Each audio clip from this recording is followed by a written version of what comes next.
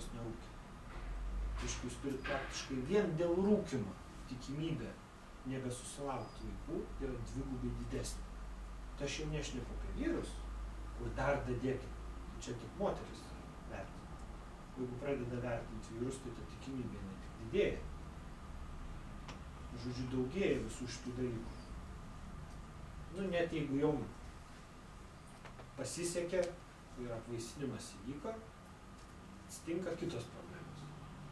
Nes jeigu jūs bent kiek atsimenat biologiją, apvaisintas kiaušinėlis, kiaušintakių turi nukeliauti gimdą, kur turi prisitvirtinti ir ten pradeda augti vaikas. Dabar kas atsitinka? Tabako dūmose esančios medžiagos slopina kiaušintakių tam gleivinė, jinai turi banguoti, jinai banguoja ir stumia tą kiaušinėlį link gimdos. Bet tas bangavimas yra nuslopinamas. Ir tada tas kiaušinėlis sustoja kiaušintakį ir prisitvirtina ten. Dabar kuom tai gresia? Jeigu jisai pradeda vystytis ten, tai yra ūmi chirurginė būklė, kai jis paauga pakankamai, kiaušintakis gali plyšti ir taip ir būna. Ir moteris pradeda kraujuoti pilvo ertmę, atsiranda didelis skausmas, tai yra ūmi chirurginė būklė, reikia vežti ir skubiai operuoti, nes neoperavus jinai gali numirti. Tai atvežėte į ligoninę, vieną kiaušintakį nupjovė, jau jums dvigubai mažesnė tikimybė, kad pavyks pačiai sėkmingai pastoti, ar ne? Antras toks atvejis, nupjovė antrą ir viskas, tada tik dirbtinis apvaisinimas, nes nebėra per kur jau, bet keliauti tam kiaušinėliui iki gimdos, jūs turit labai rimtą problemą. Tai tokių yra vėlgi rūkančiom moteriam, tas negimdinis nėštumas yra iki 2,5 kartų dažnesnis. Ir dar yra įdomus dalykai, sakykime, su persileidimo tikimybė. Labai dažnai vėlgi žmonės sako, nu ir kas, kad aš čia rūkiau ar gėriau, jeigu įvyko persileidimas, tai turbūt taip jau buvo nulemta, tas vaikas būtų neišgyvenęs, būtų buvę apsigimimai. Nu, dabar ne akmens amžius, galima patikrinti tą hipotezę. Ir taip ir padarė. Paima ir patyrinėjo va tuos, žinot, negalėjusius gimti vaikiukus, tuos embrionus, paėmė ir patyrinėjo. Patyrinėjo, ar jie buvo genetiškai sveiki ar ne. Ir atrado, kad tas padidėjęs savaiminių abortų skaičius yra išaugimas, yra tų sveikų genetiškai sąskaita. Na prasme, sakyti, kad jis būtų negimęs, ar būtų neaugęs, ar būtų buvęs nesveikas, nėra dėl ko. Nes genetiškai su juo viskas buvo tvarko. Jis nebuvo apsigimęs, nebuvo ten kažkokių mutacijų, viskas buvo tvarko. Reiškia, žūsta pirmiausia tie, kurie yra sveiki. Nes tie, kurie būtų neišgyvenę, ar taip, jie iš tikrųjų žūsta. Negali išgyventi, jeigu tie apsigimimai būtų buvę dideli. Aišku, daugybė visokių kitų dalykų susijusių su nėštumu. Dar vienas įdomus dalykas yra tas, kad rūkančių, jeigu mama rūko nėštumo metu, tai vaikam apsigimimų tikimybė išauga vėlgi ženkliai. Ir iki 30% padidėja tokių matomų apsigimimų, kurios galima matyti plika akim. Pavyzdžiui, kiškio lūpa, esat gal matę, kaip būna nesuaugusi lūpa, ar ne, kur operuoja susilo, bet pendas vis tiek lieka.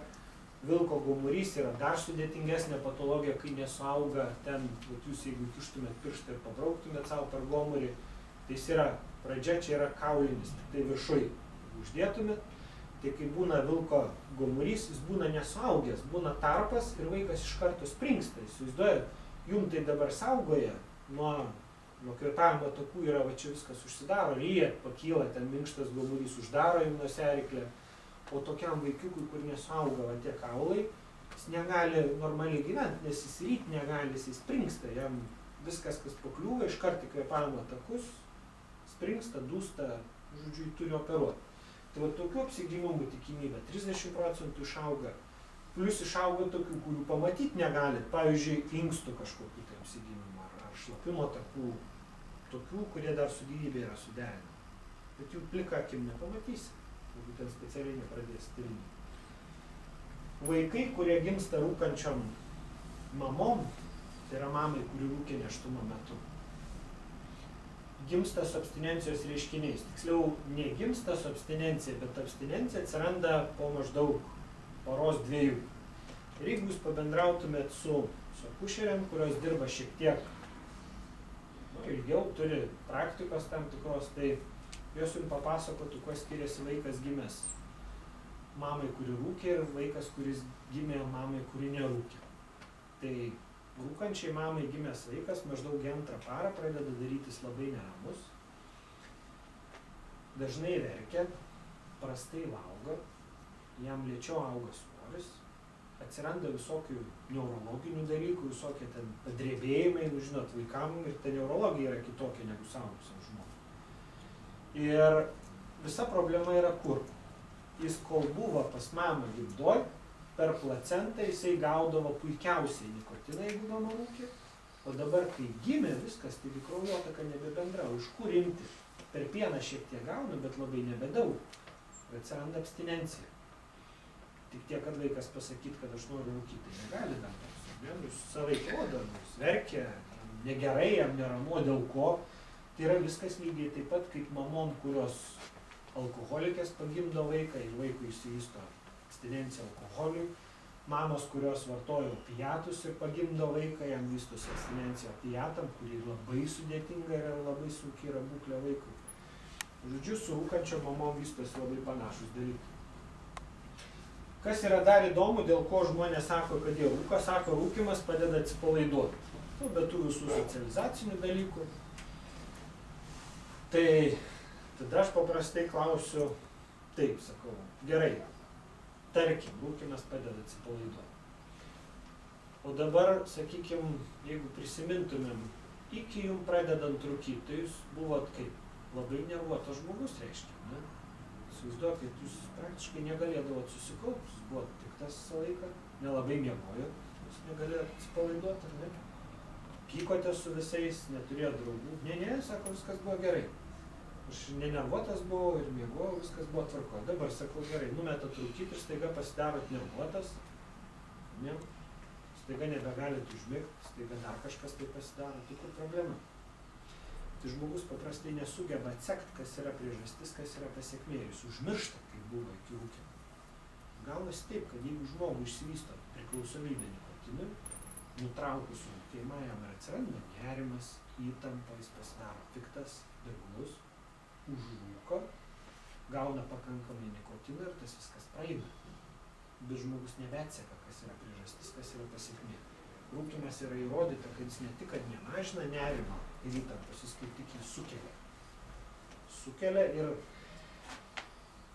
studentai labai dažnai sako, mums labai daug reikia mokytis, žodžiu, mums reikia atsipalaiduoti, mums reikia pailsėti, gerai sakau, jūs kai būnat auditorijoje, įsivaizduokit uždarytą auditoriją, ventiliacija labai bloga, jūs čia sėdite jau kokias 2 valandas ir kuo ilgiau sėdit, tuo jums lengviau pasidaro atsipalaiduoti, susikaupti, gerėja nuotaika, jūs geriau viską atsimenat, ne, sako, neteisingai pasakoja. Kaip tik prasideda mieguistumas, susikaupt darosi sunkiau, aš nedėl ko. Iškvėpuojam deguonį, patalpoj padaugėja, ne taip daug padaugėja to anglies dvideginio ir jisai pradeda slopinti, pradeda daryti sunku susikaupt. Dabar žmogus, kuris rūko, nesvarbu, ką jisai rūko, ar jis rūko užuolaidas, ar jis rūko tapetus, ar jisai rūko cigaretės, ar jisai rūko marihuaną, visiškai jokio skirtumo. Degimo metu visur gaminasi smalkės. Tai yra anglies monoksidas. Ir jūs žinot, kaip senovės žmonės sakydavo, nugaravo. Toks būdavo liaudiškas pasakymas. Tai kai būdavo kūrenama kietų kuro namuose, jeigu ne laiku uždarydavo kaminą, kad šaltis neišeitų ir būdavo nepabaigę degt kurą, tai žmonės nugaruodavo. Tiksliau, degimas vis dar vykdavo, skirdavosi smalkės ir žmonės uždusdavo, numirdavo. Nes jos jungiasi su kraujo baltymais, kurios deguonį perneša, yra kelis šimtus kartų stipresnis konkurentas negu deguonis. Įsivaizduojat, net jeigu žmogų ir išnešit paskui į lauką, vat jau į kiemą, tokį apsinuodijusi, ir tai nelabai ką be padėsit, nes to deguonės bus per mažai, jis bus per mažas konkurentas su tom smalkėm, negu ir iš tikrųjų tokiu būdu jūs žmogaus net ir nebeišgelbėsiu. Turi duoti tada beveik praktiškai vos negryną deguonį kvėpuot, kad galėtų kažkiek sukonkuruoti. Tai dabar žiūrėkit, jeigu jūs pavargot, esat studentai, vargot, studijavot, sugalvojat, kad reikia atsipalaiduoti. Tai labai logiškai yra, ne? Pakvėpuot smarkiu, kad pagerėtų susikaupimas, taip. Tai nei logikos, nei jokios, čia sakykim, biologinės prasmės iš viso nėra. Nes jūs ne tik, kad neatsipalaiduosit ir nepailsėsit, jūs apsunkinsit kraujotaką, smegenyse kraujagyslės pradeda spazmuot, pradeda trūkt deguonies, jūs iš tikrųjų negerinat visus savo smegenų procesus, o bloginat. Lėtėja, sunkiau įsimint, sunkiau atsimint ir panašiai. Žodžiu, tokiu būdu jūs savo nepagelbės. Dar vienas niuansas susijęs su rūkymu, tai yra ne tik aktyvus, bet ir pasyvus rūkymas. Ir jeigu mes aktyvų rūkymą dar suvokiam kaip kažkokią grėsmę, tai jeigu žmogus rūko šalia manęs, tai aš to paprastai kaip grėsmę nebevertinu, nes galvoju, kad čia nėra nieko pavojingo, ne? O ypatingai jeigu geras draugas, tai galima ir pakentėti. Ne? Teisingai? Nelabai? O jeigu geras draugas mane su pagaliu užsimotų išvanuot gerai, aš kaip toleruočiau, aišku, ne? Jeigu geras draugas. Tai čia ne geras draugas. Bet žmonės taip sako, nu ką dabar sakysi, nu geras žmogus, negi pyksė su juo. Ką čia jam pasakysi? Iš tikrųjų, dar suaugę kaip suaugę. Iš tikrųjų, jūs galite pasakyti ir savo draugam, ir aplinkiniam, kad aš ar nenoriu, kad jūs šalia mane rūkytumėt. Arba jūs galite gal ir pasitraukti iš tos vietos, kur yra rūkoma. Įsivaizduokit, ką reikia daryti vaikui, kurį tėvai veža, pavyzdžiui, darželį ir abudu rūko mašiną. Kur jūs turi dėtis? Ką jūs iš viso gali padaryti? Kanadiečiai, nežinau, ar visa Kanada, ar kai kuriuose vietose yra taip nusistatę, kad yra tokia tvarka, kad jeigu aplinkiniai arba kaimynai pamatytų, kad jūs namuose rūkote ir pas jūs yra mažų vaikų ir apie jūs praneštų, atvažiuotų iš jūsų tuos vaikus paimtų ir paskui aiškintųsi, darytų tyrimus namuose, atvažiuotų, išsiaiškintų, ten yra tų medžiagų ar nėra, kurios skiriasi rūkant, patyrinėtų vaikų, ko gero paimtų šlapimą, nes nikotino skilimo produktai iki 2 savaičių lieka šlapime ir kraujai, tai nebūtų jokių problemų įrodyti, kad jūs čia taip elgiatės. Tada kiltų klausimas, ar jūs galite auginti vaikus.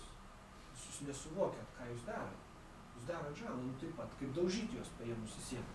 Tik tai dar klausimas, jeigu man lieptų rinktis sulaužytą koją ar plaučių vėžį, tai aš dar ko gero gal ir sulaužytą koją pasirinkčiau. Ir iš tikrųjų, kaip yra keista, sakykime, jeigu žmogui sulaužo kažkas tai koją gatvėje pribėgę, sumuša, tik už tai galima sėsti kalėjimą. O už plaučių vėžį sodina kas nors? Nelabai. Bet rimtusių žmonės paprastai sulaužytą koją vėžį. Tai čia yra įdomu. Vyram irgi nelabai sekasi, aš ten labai daug dalykų prirodžiau apie moteris, susijusių su nėštumu, su panašiais dalykais, bet vyrai paprastai labiausiai susirūpina tada, kada jiem pradeda trikt lytinę potenciją. Ir tas atsitinka labai jaunam amžiui dėl gana banalių priežasčių, nes mažajam dubenį pas vyrą kraujagyslės yra labai vingiuotos. Ir rūkymo metu darosi įdomus dalykai.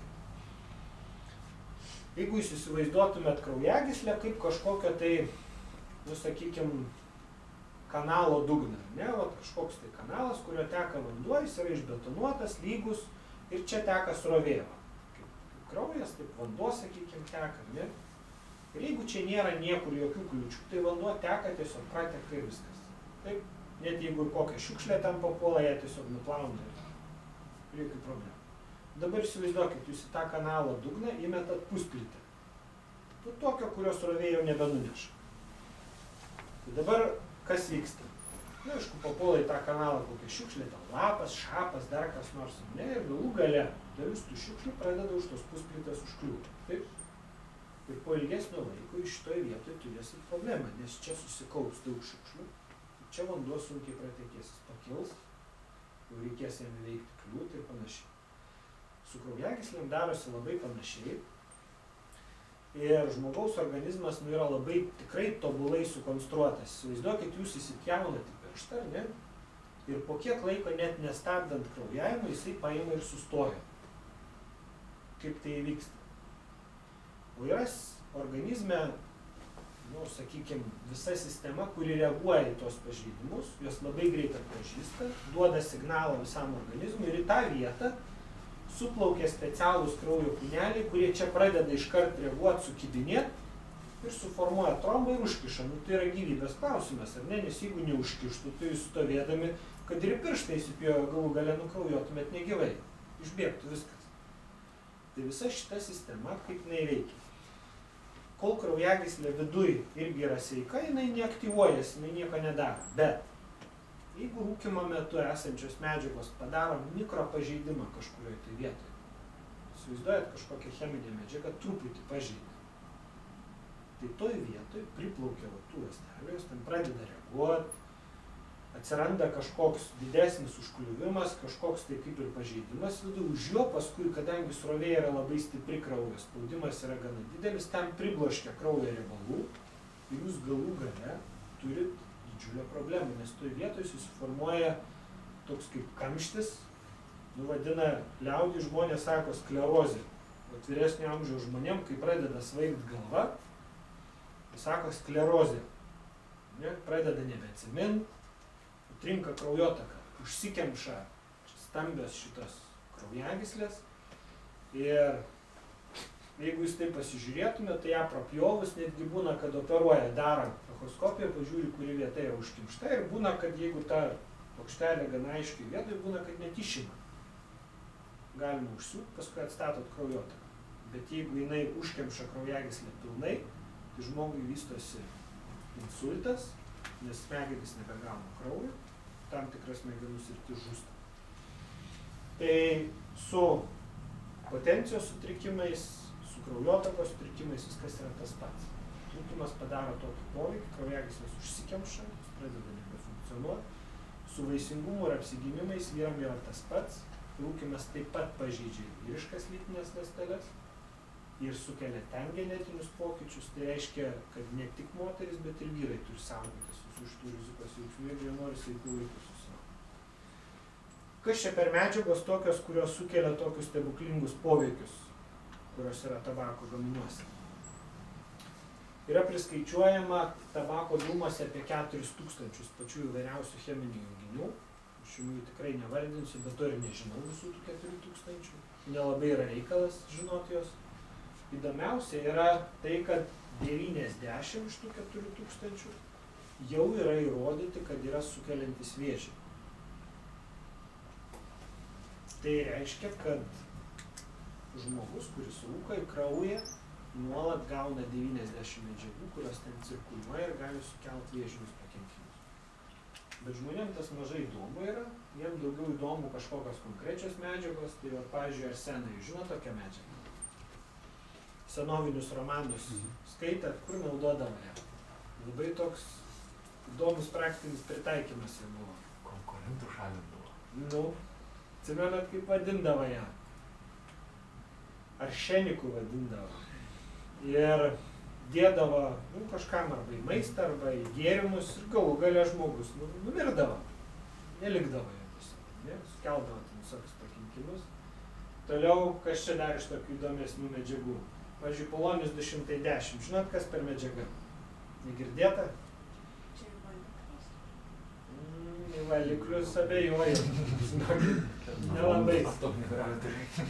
Ne, į atominiam reaktoriui irgi netik. Čia yra radioaktyvi medžiaga, radioaktyvus nuklidas ir tik tiek, kad jis yra gamtinis. Nu, jo ir gamtoje yra. Yra ir dirvožemiai, bet tabakas yra toks augalas, kuris jį ir iš dirvožemio sugeba kaupti, panašiai kaip grybai. Ir jūs, nežinau, kiek kas atsimenat, bet po Černobylio avarijos žmonėm liepia, nerinkti, nevalgyti grybų, nes jie atseit kaupia tą radiaciją ir panašiai. Nežinau, kiek tame teisybės, bet su tabaku tikrai taip yra. Jis tikrai kaupia tą natūralų gamtinį radionuklidą ir ten yra randama, tikrai aptinkami kiekiai, pakankami. DDT girdėta jums? Čia ne rusų grupė, kur gražiai groja, man irgi patinka. Bet DDT tai yra liaudį vadintas dustas arba pesticidas, nuo kurio dviesdavo praktiškai viskas. Buvo bais geras dalykas, kaip pasakoja seneliai, jeigu vaikam atsirasdavo utėlių, blusų, dar kokių nors gyvų padarų, tai su šito pabarščius dviesdavo, praktiškai viskas iš eilės. Fantastiškas reikalas buvo. Bet dabar jį paėmė ir uždraudė. Tai kam tokį gerą daiktą uždraudė? Išaiškėjo įdomių dalykų. Išaiškėjo, kad ta medžiaga nesuyra kelis dešimtmečius ir jinai kuo aukštesnė yra mitybos grandinė, ta prasme, kuo aukščiau jūs kylat, tuo didesnė sankaupas randama. Tai reiškia, mitybos grandinė ką reiškia? Pačioj žemiausiai tai yra tie, kurie maitinasi visokiom ten žolėm, panašiai, va tokie. O jau aukščiausiai stovi tie, kurie valgo tos, kurie maitinasi žolėm, o dar aukščiau stovi tie, kurie valgo apskritai jau tos pačius pikčiausius. Žodžiu, patys aukščiausi plėšrūnai. Tai žmogus stovi paprastai jau viršui, nes jis apskritai viską valgo. Jau ką randa judantį, tai suvalgo, įsivaizduojat, net ir tiem didiesiam plėšrūnam, kaip pavyzdžiui, koks ten erelių ar vanagui, kurie tikrai tos gyvūnus gali nužudyti, kad ir labai didelius, tai pas juos rasdavo labai didelę sankaupą šitų medžiagų, o žmogų, aišku, irgi, kadangi jis vos ne viską irgi valgo, visus gyvuliukus, kas papuola po ranka, tai pas žmogų rasdavo didelę sankaupas ir dėl to uždraudė. Dabar kaip jisai atsiranda tabako gaminiuose? Tabaką augina nebūtinai Europos Sąjunga. Yra daugybė šalių, kurios augina tabaką ir tabakas nėra agurkas. Jam negalioja, sakykime, tokie patikrinimai, kaip ten nitratų koks kiekis, pavyzdžiui, ar kiek gali būti kokių nors pesticidų ar herbicidų. Nėra tokio reguliavimo. Tai reiškia, viską, ką jūs supylėt ant jo, nieks netikrins, ką jūs supylėt. Niekam bus neįdomu. Ir dalis šalių, kurios augina, ten apskritai nelabai kam įdomu, kaip ten kas ką daro. Svarbu, kad lapas užaugtų didelis, sveikas, neišgraužtas kirmelių. Ir matyt, dalis šalių naudoja ten neaišku iš viso, ką naudoja. Ir paskui išdžiovina, parduoda, tos lapus susmulkina ir žmogus ne tik, kad juos suvalgo, jis juos dar plius ir uždega. Tai žinot, pesticidai šiaip yra pavojingi, bet jeigu jūs uždegtumėt sandėlį, žinot, kad tą vadina paprastai ekologinė katastrofa, taip skambiai. Tada visi jau varo žiūrėt, kas čia darosi, bando šalinti reiškinius, žmogus tą daro savo rankom, pats pagamina tokį produktą, pats jį uždega ir sudegina 1000 laipsnių temperatūrą ir iš to, aišku, prisigamina įdomių dalykų. Nes jeigu cigaretės būtų valgomos, tai jos neturėtų tiek daug visokios, sakyti, toksinių elementų ir poveikių. Kadmis girdėtas toks, kur yra naudojamas. Irgi dabar labai visų prašo tų produktų nemėtyti konteinerius, prašo ten surinkti specialias vietas, priduot. Baterijus? Taip. Tai yra sunkusis metalas, kuris irgi jeigu patenka į organizmą, jūs jo nebeiškrapštysit, nėra kaip jį išimti. Tai kitą kartą būna toks klausimas, sako, o per kiek laiko žmogaus organizmas atsistato numetus rūkyti? Vat kada jau būna visai gerai? Žiūrint, kuria prasme. Pavyzdžiui, rizika numirti nuo infarkto susilygina su nerūkančiu žmogu maždaug po 15 metų. Reiškia, 15 metų, jeigu nerūkot, tikimybė, kad mirsit nuo infarkto dėl rūkymo bus tokia pati, kaip nerūkančiam žmogui.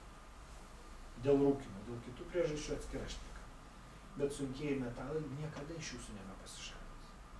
Nežinau, aš bent jau tokių būdų, kaip juos iškrapštyti. Jos paprasčiausias būdas iškrapštyti yra išimti kartu su visko, kuris yra, su visu audiniu. Jis išsiima tada. Klausimas, ar tas būna suderinamas su gyvybe. Dabar kaip galima žmonės išdurinėti ir ką galima padaryti, kad žmonės net ir išgirdę visą šitą informaciją, suprantat, žmonėm pasidaro nejauku. Ne fan čia visi tie kadmiai, visokie čia reikalai, visai negerai skamba, visokie čia nėštumai sugedė ir taip toliau, ir širdies ligos. Tai žmonės pradeda galvoti, aha, čia yra labai negerai, reikia kažką daryti, ar ne? Gamintojas turi irgi sugalvoti, taigi reikia reaguoti šitą situaciją kaip nors. Tai reikia sukurti kokią nors strategiją, kaip tą žmogų išdurt. Jis turėtų kažkaip patikėti, kad aš jau čia padariau ką nors gerą ir iš tikrųjų tas produktas pasidarė saugesnis, ne? Kaip jie sako, mes kūrėm technologijas, kad cigaretės būtų saugesnės, pavyzdžiui, filtrus dedant ant kiaulių hemoglobiną ir taip toliau. Jėga. Įdomu, ką tas kiaulių hemoglobinas tam filtre veikia, net jeigu jis ir būtų ten, ką jis ten daro sudžiovintas. Man toks klausimas kiltų. Gal, tarkim. Žiūrėkit, kaip žmogų galima išdurti. Čia yra mašina, kuri nustatinėja, kiek cigaretė yra smalkių, nikotino, dervų. Aišku, dizainas tų mašinų gali būti įvairus. Tai čia visai nesmė. Bet jos visos yra pagamintos pagal ISO standartą, vienodų parametrų, techninių parametrų. Ir visur jos naudojamos tokios pačios. Ir ant pakuotės jūs tikrai esat matę, yra parašyta kažkur šitoj vietoje, bet Lietuvoje yra parašyta, kiek yra nikotino, kiek yra dervų, kiek yra smalkių ir panašiai. Dabar kaip yra pamatuojama. Cigaretė yra įstatoma į tą mašiną. Jis yra uždegama ir mašina traukia į save tos dūmus ir kubiniam centimetre matuoja, kiek ten ko yra. Tai dabar turbūt sutiksit, kad jeigu paprasta cigaretė įdėta, tai oras degimo metu pateks pro čia. Taip? Teisingai? Iš čia visur yra popierius, pro popierių oras, tai jie nepatenka, pro jį neprapūsi. Ir sumatavo mašiną, kiek čia ko yra. Nikotino, dervų, smalkių ir panašiai. Užrašėm pakelį. Dabar aš noriu žmonės įtikinti, kad aš pagaminau cigaretę su mažiau dervų, nikotino ir panašiai. Nu, žodžiu, saugesnė cigaretė, mažiau pavojinga. Tai kaip tą galima padaryti? Nu, yra du variantai, ką žmonės paprastai pasiūlo. Dažniausiai iki vieno dasigalvoja. Tai sako, reikia mažiau dėti tabako, tai ten bus mažiau nikotino. Teisingai. Nedėkit tam tabako, įdėkit kažkokių, nu, pavyzdžiui, trauklapių. Ten nikotino jau nebus. Ne? Bet turbūt suprantat, kad nuo to, kad jūs vietoj tabako pridėsit ramunėlio arba trauklapių, smalkių, tai nesumažės. Ne? Nu, bent jau neturėtų, nes vis tiek degina tą augalą. Smalkės turėtų būti tos pačios. Tai ne dėl nikotino mažinimo gamintojai ten matyti nededa to tabako, nes pasirodo, kad jis yra pakankamai brangi žaliava. Ir, nu aš nesakysiu cigarečių rūšies, bet Vytauto Didžiojo universiteto biologijos studentai paėmė ir vieną iš tokių populiarių cigarečių rūšių Lietuvoje, paėmė perpjėvę, paleido visus šitos vidurius, nu, ale tabaką ant mikroskopo stiklelio ir pasižiūrėjo, ko ten yra. Teisingai, rado ir tabaką. Ir tabaką rado. Buvo lapų, matėsi lapų struktūrą. Toliau. Rado ten celiuliozės. Nu, jeigu buitiškai, sakykim, popierius. Tiesiog su kažkuo ten sumirkytas, rudas, gražiai atrodantis, ypač kai paverti šonu, matosi korieta tokia struktūra. Grynai popierius. Tiesiog gabaliukai. Toliau, kažko, negaliu pasakyti ko, nes labai panašu į drožlės arba šiukšlės, kažkas. Sunku pasakyti, nes per mikroskopą nebeina atskirti, kas tai yra, ar tai yra medis, ar tai yra kažkokia žolės stiebo dalis, ar dar kažkas. Neaišku, kažkas. Nu, tai žodžiu, galite nedėti tabako, bet turėsit mažiau tik tai nikotino, bet su dervom ir smalkiam, kaip išspręsti. Tai susigalvoja gamintojai, kad išspręsti galima labai paprastai. Paimu ir va šitoj vietoj filtrą pribadau skilučių. Vieną juostą, antrą juostą pribadau, galiu 3, 4, kiek nori. Dabar iš vis sukūrė vieną cigarečių rūšį, ją ir Lietuvoje galima nusipirkti, kurių filtras sukinėjasi. Tai yra dvigubas popierius ir jį galima sukti apie savo ašį. Ir į vieną pusę pasukus cigaretė stiprėja, kaip sako, į kitą atsukį silpnėja. Žodžiu, mechanizmas tai yra labai paprastas. Įsivaizduokit, nu čia yra dvigubas popierius ir skylės arba prisidaro, arba atsidaro pilnai. Ką tos skylės duoda? Aš va dabar šitą cigaretę įstatau tą pačią mašiną. Uždegu ir mašina traukia. Mašina smegenų neturi, nei kaip matavo kubiniam centimetrą, taip ir matuoja.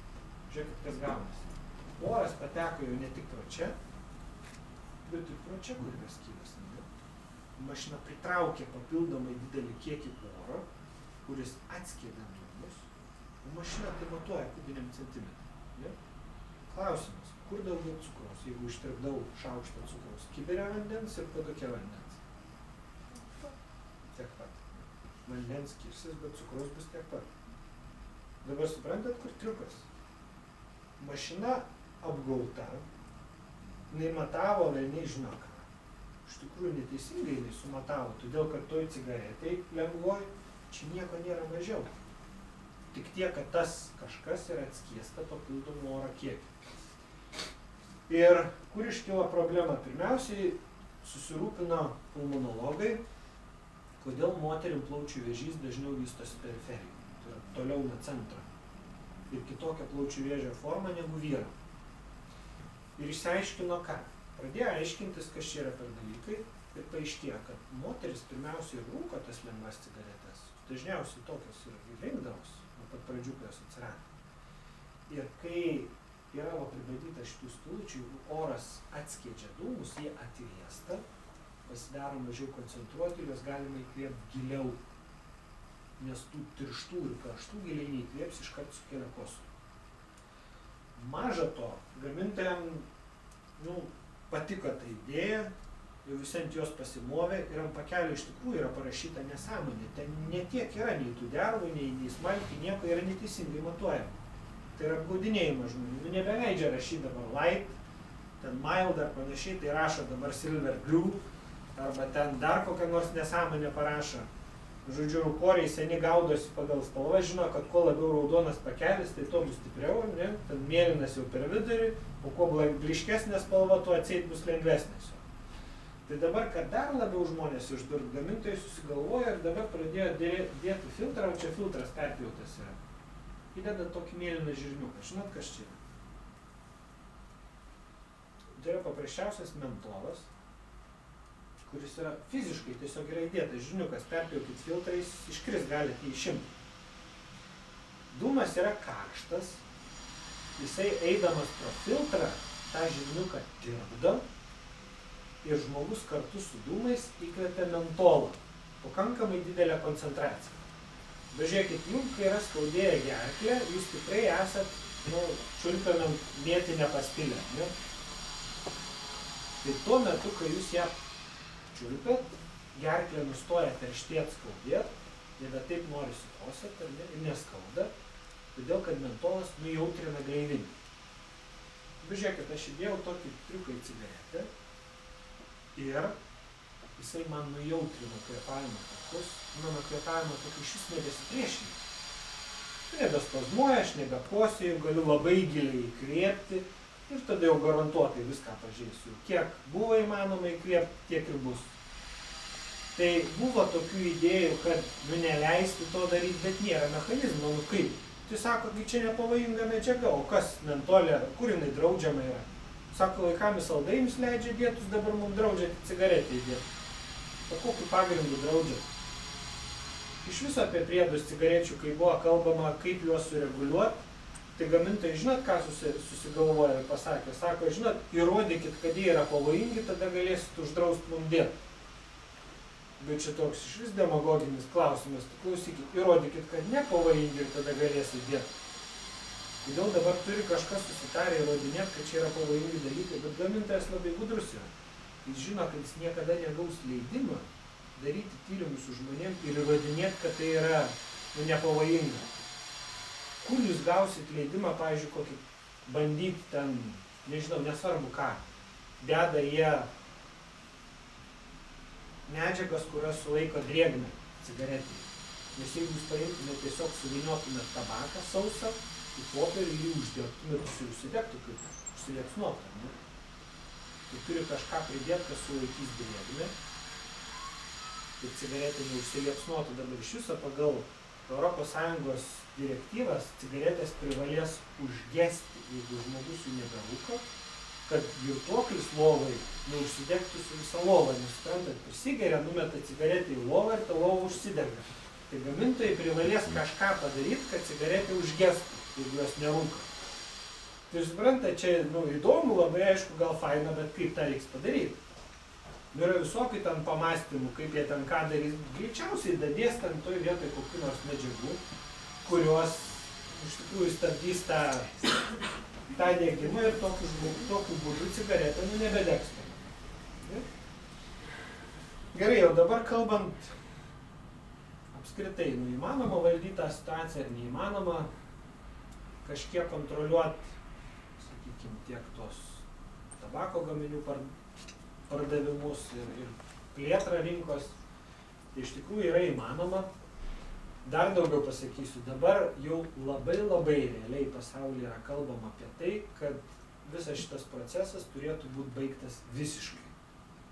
Ta prasme, jau be jokių užuolankų yra sakoma, kad netgi ir minimi yra 2040 metai, kad iki to laiko turi tai būti padaryta, kad tų tabako gaminių apskritai nebeliktų. Iš viso. Nes tai yra fenomenas, kurio pasaulyje daugiau nėra. Nes nėra daugiau tokio produkto, kurį galima būtų pardavinėti parduotuviai ir vartojant jį teisingai pagal paskirtį, jisai nužudytų pusę vartotojų. Nėra kito tokio, apskritai neegzistuoja. Ir nėra saugaus vartojimas apskritai. Net jeigu jį plikytumėt ir ne pagal paskirtį naudotumėt, sakykime, arbatą užsiplikytumėt iš cigarečių ir ją gertumėt, vis tiek sukeltų žalą. Nėra tokio apskritai nepavojingo vartojimo. Lentynoj stovėdamas gali nebent būti gal nepavojingas, bet tai irgi gal. Neaišku, kas iš jų ten skiriasi, nesiskiria kažkokios tai medžiagos. Bet kol tokia priemonė nėra priimta, yra aišku, ką reikia daryti. Tai yra įvardinamas tokios priemonės, kainos didinimas, reklamos ir rėmimo draudimas, rūkymo ribojimas viešose vietose, pagalba tiem, kurie nori mest rūkyti, efektyvi socialinė reklama ir kontrabandos kontrolė. Tai yra pačios efektyviausios priemonės. Nė viena iš tų priemonių nepritarė pramonė. Nė vienai. Nėra. Nė viena. Ir aišku, kodėl jie taip daro. Tabako gamintojams vaikai tai yra pagrindinė rinkos dalis, kurią reikia išsaugoti ir išlaikyti. Jiems tas yra labai svarbu. Aišku, pasižiūrėjus, kokio amžiaus jūs čia esat, jūs labai įvairaus esat amžiaus, bet vėlgi jūs netikusi auditorija esat klausto klausimą.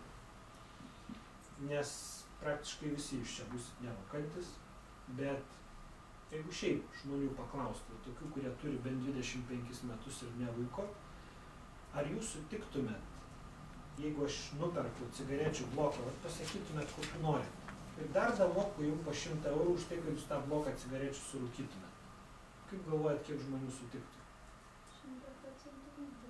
100%. Iš tų, kurie nerūko. Ne Ne iš rūkančių, tai jam nereiktų 100 eurų duoti, jam užtektų tą bloką nupirkti. Tai man vis tiek dauguma sutiktų. Klysta. Nieks nesutinka. Su labai ten retom išimtim. Vienas kitas, nes reikėtų surūkyti tą bloką cigarečių 100 eurų. Ir tie, kurie nerūko, va tokio amžiaus, nesutinka niekas. Sako, ką man reikia, klausykit, kodėl aš turėčiau tą daryti. Dabar suprantat, kur visas įdomumas yra. Ne tik, kad jų neduoda už dyką, jas reikia pirkti ir mokėti. Kasgi jas duoda už dyką, kas moka pinigus už rūkymą. Tik turi mokėti, jūs brangiai kainuoja. Tai gamintojas puikiai supranta, kad jis negauna vartotojų iki maždaug 25 metų, jis turi prarastą rinką. Arba ją gauti reikia didžiulių pinigų, reikia labai didelių investicijų. Ir 25 metai yra daugeliu aspektų toks žinomas kaip kritinis amžius, dėl daugybės dalykų. Ir visuomenė jį netgi taiko kai kuriom prasmėm. Ne 18, o būtent 25 metus. Žinot, ko neleidžiama žmogui iki 25 metų, ko negalima daryti. Aš žinau 3 dalykus. Žinau 2, bet dabar man vieną dar pasakė ir aš jau žinau 3 dabar. Vienas tai yra negalima kandidatuoti į Seimą. Kandidatuoti, nebalsuoti, bet kandidatuoti negalima. Kitas, prezidentų tai jau ten iš vis reikia dar didesnių. 35, 40. Jau net ne 25 metai. Dar vienas dalykas, negausit ginklo savigynai, kurį galėsit nešiotis be 25 metų. Ir trečias dalykas, jūsų neišventinsi kunigus be 25 metų. Bet jūs draus tik tai brangiau mokėsit, bet draus iš principo galėsit vairuoti, tik tai brangiau mokėsit, rizika didesnė. Bet iki 25 metų tų mano išvardintų dalykų apskritai negalės daryti. Ne? Tai reiškia, žmonės supranta, kad 25 metai yra tam tikra kritinė riba, kada prasideda atsiranda reali branda. Realus suvokimas, pasekmių, kas bus, reali atsakomybė už kitus žmonės. Iki to amžiaus tai yra, taip, plius minus. Aišku, gali būti variacijų, bet šiaip sudėtingai yra. Aš tą labai gerai pajaučiau ant savo kailį, iš tikrųjų, ta riba yra svarbi. Nu, tikrai keičiasi reikšmingai supratimas apie daugybę dalykų. Neįvyksta, aišku, ta diena, kai sutampa su gimtadieniu, bet maždaug ties to amžium pradedi tu suvokti daugybę dalykų, kurių anksčiau gal nelabai kreipdavo į dėmesį ar nelabai ir suvokti. Tai gamintojai tą gerai žino ir šitą rinką labai intensyviai tyrinėjasi. Čia yra Philip Morris dokumentas, kuris rodo tyrimus. Žiūrėkit, kokią amžiaus grupę tyrinėjame. 12-17 metų amžiaus vaikai. Nu, jų čia aišku klausinėja, ką jūs ten rūkot, dėl ko jūs ten rūkot, kas jums labai patinka ir panašiai.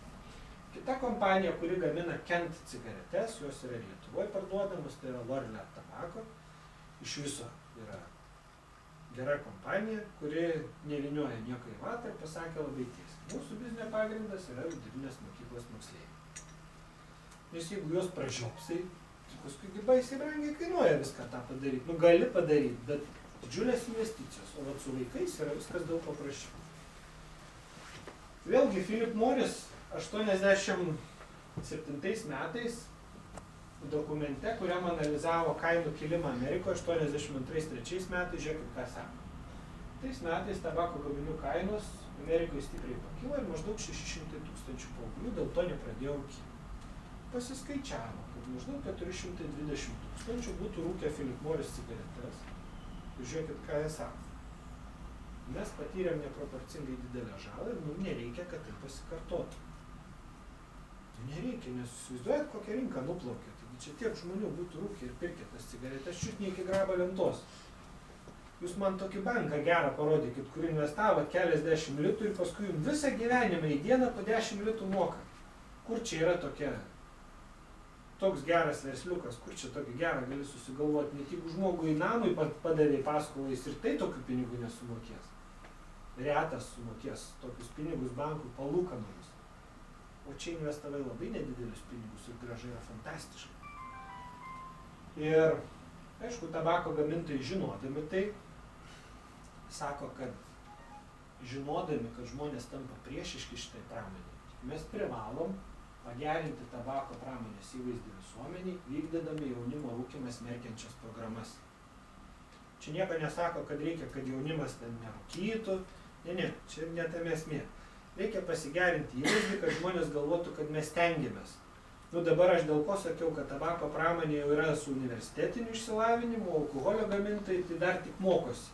Tai šitie dar tik pradeda visus šitos dalykus daryti, per ką tie yra praėję prieš kiek čia tų metų jau. Praktiškai 20, ne? Tai visi šitie jau yra išbandyti dalykai. Dabar alkoholio gamintojai tą patį žaidimą žaidžia, atseit finansuoja programas, kad jaunimas negertų. Tabako gamintojai tą darė labai jau seniai. Ir iš tikrųjų susiformavo tokie visokie įdomus dalykai ir atsirado tam tikras fatalizmas ir žmonės pradėjo galvoti, kad tai yra visiškai nebeišsprendžiama problema. Ir kadangi mano, kad neišsprendžiama, atsiranda toks galvojimas, tai kažkaip reikia sušvelninti, ką čia reikia padaryti. Tai žiūrėkit, čia yra Vilniaus miesto mero, ne šitą, bet Imbraso, jeigu teisingai prisimenu. Citata. Gyventojai skundžiasi, kad moksleiviai per pertraukas rūko, teršia aplinką, todėl jei nėra kitų sprendimo būdų, galbūt teks įrengti mokyklose rūkomuosius arba aptverti jas aukštomis tvoromis, kaip yra Londone. Juga. Suprantat, vaikai išeina ir prišiukšlinti. Tai yra variantas, atvėriai, tos šiukšlės ten vietoj ir šiukšlinas ten, nenešioja aplinkui, pačioj gali tvorą akliną padaryti, kad vėjas neišpūstų nuorūkų, ne? Uždarai ten kaip indėnus ir rezervatą ir jie ten eina parūkyti. Svarbiausia, žinokit, aišku, galima juoktis, bet man tai yra visai nejuokinga. Čia yra Šiaulių miesto švietimo skyriaus idėjas pamąstymai. Apie tai, kaip mokyklose reikia rūkomųjų. Va, pavyzdžiui, pripažįstu, jog iš pirmo žvilgsnio ši mintis labai šokiruoja. Bet Danijoje tai jau senai patvirtinta įstatymu, tad kartu su mokiniais rūko ir mokytojai. Pas mus galbūt nėra tiek daug rūkančių pedagogų. Tačiau matyt ne pačioj mokykloje, bet kažkur už jos ribų jie vis tiek parūko. Žodžiu, švietimo skyriui kyla dilema. Suprantat, gali neužtekti mokytojų, kas eis su vaikais parūkyti. Tai yra bėda. Kitas veikėjas, vėlgi, žiūrėkit, čia ne traktoristai. Čia švietimo skyrių vedėjai. Rūkymas iš visų blogybių yra pati mažiausia. Čia yra Alytaus miesto savivaldybės administracijos švietimo skyriaus vedėjas. Žurnalistė gudri. Sako, paėmė ir paklausė, ar jūsų vaikai rūko. Tai jis atsakė teigiamai. Žiūrėkit, bet mano dukra jau saugusi moteris, tai jos apsisprendimas. Ar tai mano įtaka, nežinau. Žodžiu, turbūt ne. Ir čia iš tikrųjų yra didžiulė problema, nes žmonės realiai galvoja, kaip tą padaryti, be jokių jokų. Ir aš nežinau, jau kiek vietų buvau, ta diskusija iškyla ir iškyla. Ir ne šiaip savo iš ko, bet iš specialistų. Tai kaip sako, vaikai eina parūkyti kažkur ten sušala, prisikvėpuoja, žinot, gali susirgti, tai reikia juos ten kur nors šiltai leisti jiem, su mokytojais, sakau, bet tai palaukit. O kodėl rūkyti? Vaikai daug ką daro. Klausykit, jie ir geria. Jūs per darbų pamokas, tvarkingai renkit bariuką, mokysit ten juos daryti kokteilius. Nu, jeigu koks neapskaičiuos ten nugrius prigėręs, tai šiltai mokykloje, nekur dilgėlėse, pakviesit tėvus, prasipagiriojusi namo išleisit. Paskui jie ten paauglystė mylėtis pradeda. Nu, irgi reikia vaikam padėti sudaryti sąlygas. Jūs ten vietoje seselės kambariuką atidarykit tokį, kur lovą švarę pastatysit, bus prezervatyvo automatas prie durų. Tai kaip sako, visiems neleisim, tik vaikam ten, kurie turės tėvų leidimus. Tai viskas tvarkoja. Tai bus tokie, kurie atsineš tokį leidimą ir galės atleisti tada. Ir iš tikrųjų įsivaizduokit, nu dabar jūs esat, sakykime, jauna mama, ne, moderni tokia. Ir grįžta vaikas 12 metų ir sako, mama, klausyk, fizikas rūko, matematikė irgi ateina parūkyti, chebra kokia gera susirenka, čia galima mokykloje, yra rūkomasis, parašyk tu man raštelį, nu aš jau vis tiek ten su vaikais jau pradėjau rūkyti, nu ir mama galvoja, tikrai gal, jeigu mokykloje leidžia, tai gal nėra čia taip labai ir pavojinga, su mokytojais, su fiziku, su matematikė, vis tiek socializuojasi vaikas, nesušaus kur, nekokiai patvariai. Labai daug tokių yra galvojančių. Iš tikrųjų, tas labai greit važiuoja į priekį. Aišku, yra visokių bandymų informuoti žmonės apie žalas, yra bandoma įtikinti politikus, kad reikia dėti ant tabako gaminių spėjimus apie sveikatą, bet pasirodo, tas irgi yra didžiulė problema. Ir buvo Lietuvoje kilusi tokia diskusija, kad pakeliai iš viso turėtų būti suvienodinti. Tai iki tokio absurdo, kad buvo parašyta vienam straipsnį, kad kaip gerai bus balti pakeliai, vaikams dar bus galima po flamasterį pridėti, tai galės ant jo patys nusipiešti dizainą, kaip nori. Ir kad čia nebus jokios naudos, tai iš tiesiog siūlom įsivaizduoti situaciją. Tarkim, jūs pasiimat vaiką, nusivedat į parduotuvę, nueinat į saldainių skyrių. 2 lentynos, žinot, kaip ateini, iš vienos pusės saldainį ir iš kitos pusės saldainį. Ir visos pakuotės baltos. Nu, tai siūlų užrašyta, ten ant vieno, pavyzdžiui, ką nors, nežinau, kaip saldainį, pavyzdžiui, karūną, ten, nežinau, belekoks. Ir pavadinimas parašytas, bet šiaip pakučiai visi balti, užrašas visų vienodas. Labai daug vaikų užkips. Iš viso, kaip jūs saldainius išsirenkat? Tokių negraužė ten parduotuvė atėjo, kur žinot, koks ten kieno skonis. Jeigu nebandėt niekada, atėjot ir ne viena nėra pažįstama. Pasižiūrėsit, nu, kas gražiau atrodo, ne, nu, kas... Iš principo, tai taip, tai pagal ką rinktis, jeigu negali paragauti, negali kaip nors kitaip jo pabandyti, tai renkies pagal tai, kur gražiau pakuota, gražiau atrodo, o vaikui tai iš viso yra esminis kriterijus, ar ne? Kur gražiai atrodo, kaip gražiai padaryta. Tabako gamintojai tą puikiai žino. Ir toks visai paprastas pavyzdys būtų, kaip iš tikrųjų taikosi specifinės rinkas, tai yra, nu, pavyzdžiui, skutimosi peiliukai. Jūs matėt Žilet skutimosi peiliukus, vyriškus ir moteriškus. Ir vyriškas yra toks geležinis, ne? Nu, juodas arba mėlynas, bet toks griežtas, Nieko ten tokio, nėra pridėliota. Moteriškas yra toks kaip muilas, ne? Kažkoks apvalus, tas nelabai žalias kažkoks, ružavas, taip. Svarbiausia, jūs jeigu nuimt